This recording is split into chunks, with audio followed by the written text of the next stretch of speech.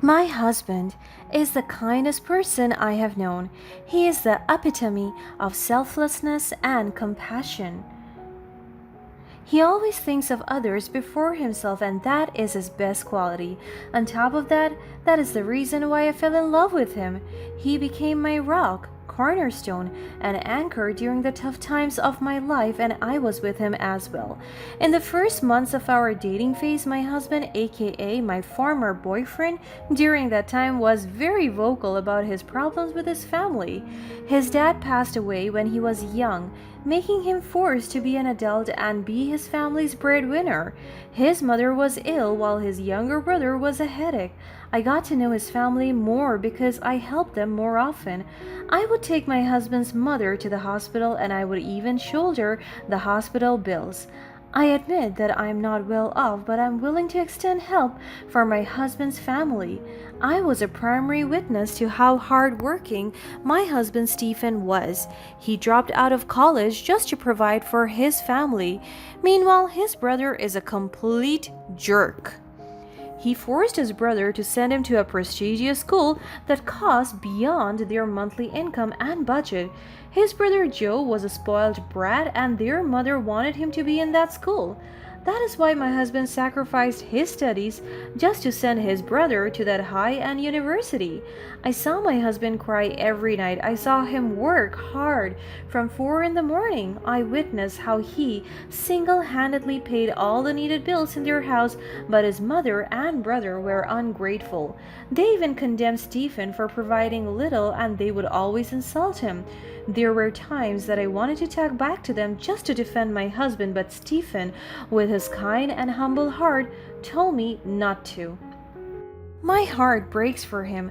I wanted to protect him from all the harshness of this world, especially from his own family. They were toxic and unhealthy for him, and he doesn't deserve to feel all of this. I could still remember that one night when we were still dating, he broke down in tears. He just went from an argument with his brother who insulted him so much. Even I was stunned to speak because I don't know what to say. I was taken aback by everything that Joe threw at Stephen. The scene was still vivid in my mind. My husband was sitting on the couch, his face etched with exhaustion and sadness. It was evident that he was tired from his 3 part-time jobs at the car wash, fast food restaurant, and convenience store. Meanwhile, Joe went home drunk, approached him with a fist and a malicious grin on his face. He gave off a mocking grin towards his brother.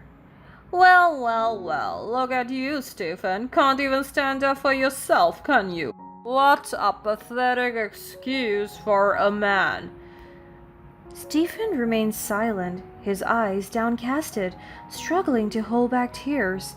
He knew all too well that his brother will hurt him again. I was about to meddle, but Joe looked at me angrily. Don't even step inside this argument, Annie, or I'll hurt your boyfriend. He laughed mockingly. It's no wonder Annie chosen you for a boyfriend. She couldn't do any better, could she? You're just a burden dragging her down.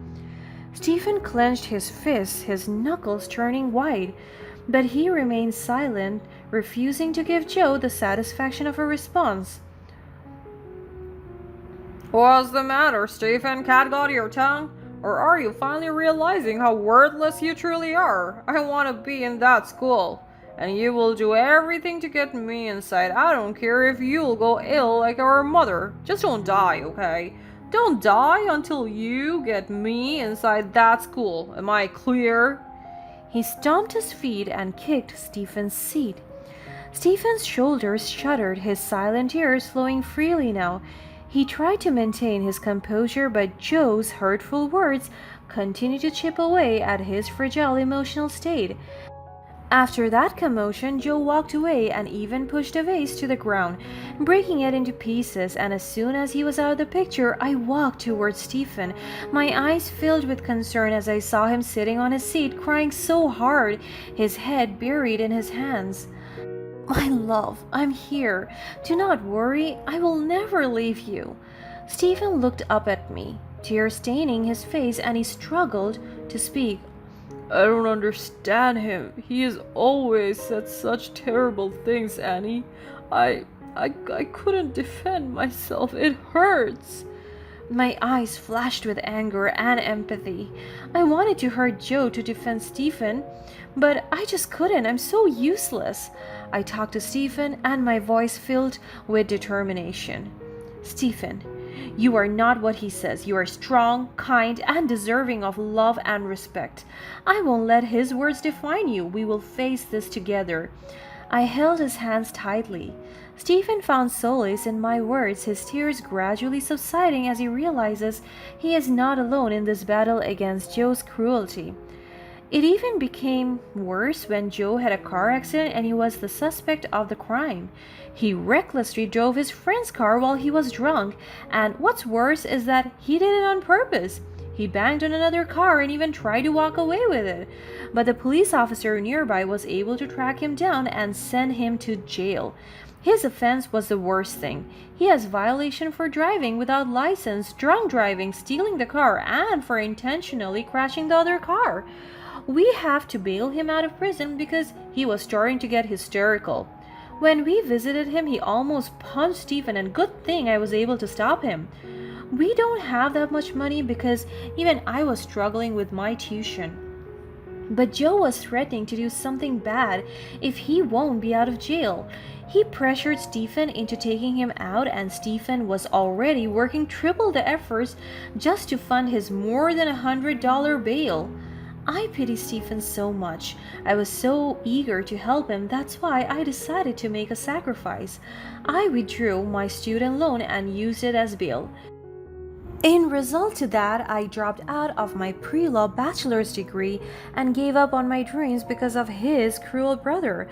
I couldn't stand him tormenting the life of Stephen. I wanted to stop so badly, and it's the only way, hence I did. I bailed him out and he was not even grateful for what I did. But then again, we persevered. We decided to get married, hoping that we will get away from the evil grip of Joe. However, after our wedding, another problem arises. When Stephen's mother's condition worsened, she was rushed to the hospital. She was hospitalized for almost 2 months, and Stephen didn't stop working just to provide and sustain all of their needs. I wanted to help them out. That's why I worked part-time as a clerk in the law firm even though I wasn't able to finish my bachelor's degree. With the little salary that I have, I did my best to contribute for the greater good for everyone. But Joe was still selfish. He got out of jail but got expelled from that prestigious school he was so eager to get into. It felt like all of his brother's efforts were put to waste.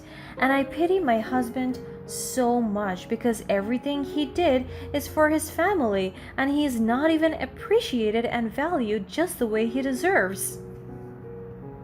On top of that, Joe has once again bothered us. He wanted to have an allowance from his brother, but we are even struggling to make ends meet.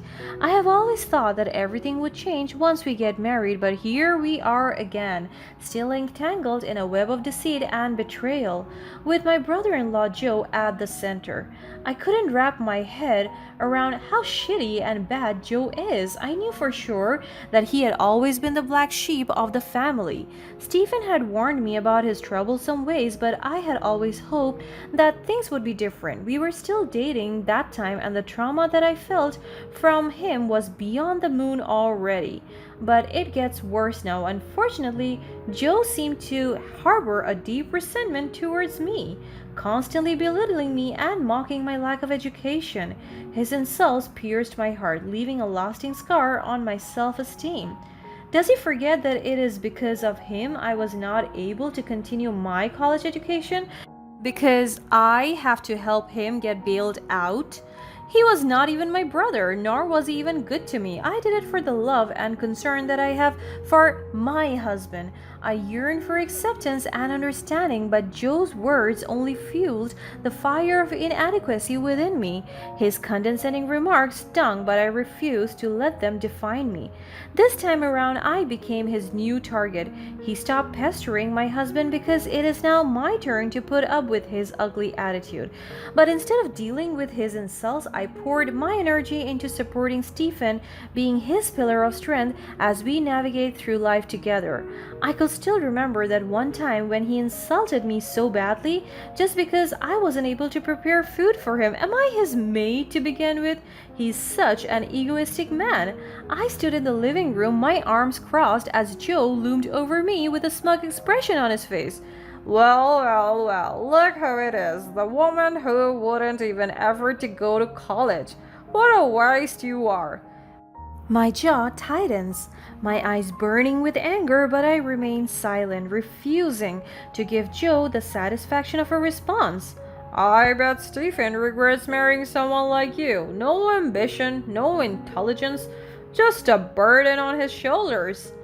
My hands clenched into fists, my nails digging into my palms as I fought to control my rising anger. I wanted to slap him so badly and remind him of the length of the sacrifices I did for him. And this is all he's gonna pay me? Face it, Annie, you'll never be more than what you are now, a pathetic, uneducated nobody. Says the one who got expelled from the university and a criminal. I wanted to shout these words at him just to humble him from his arrogance. But my silence became my shield, my determination growing stronger with every insult thrown my way. Though my anger simmers beneath the surface, I knew that responding with words would only fuel Joe's cruel intentions. He smirked at me and then left me standing there full of rage and anger. Then I went to the kitchen to ease my system, my mind racing with a mixture of anger and frustration. Stephen entered, noticing my agitation. My love, what's wrong? You seem really upset. I took a deep breath, struggling to maintain my composure. It's Joe, my love. The things he said, they cut deep. But I won't let his words define me. I won't stoop to his level. My husband reached out, gently taking my hand in his. I understand how hurtful his words can be, but remember, you are so much more than what he thinks. Your strength and resilience are unmatched. Don't let him diminish your worth. My anger subsided, replacing by a renewed sense of determination. I squeezed Stephen's hand, drawing strength from his unwavering support. You're right, my love. I won't let Joe's words get to me. I'll prove him wrong through my actions and success. My husband smiled, proud of my resilience, as we stood together ready to face challenges ahead and rise above Joe's hurtful insults. And I am so glad and grateful that my husband never left me and confided in me. One fateful day, our lives took an unexpected turn. As I went home from work, I almost collapsed with the scene that I saw. My husband was lying on the ground with bruises all over his body. I immediately ran towards him and checked him. My hands were shaking as I touched his unconscious body. I looked for his pulse and I heaved a sigh because it is still beating. He was brutally attacked and left paralyzed. It felt like my world shattered as I witnessed the man I loved being reduced to a state of helplessness. The shock of the incident left me numb. I immediately called for the ambulance and he was rushed to the hospital. Amidst the chaos, Joe mysteriously disappeared.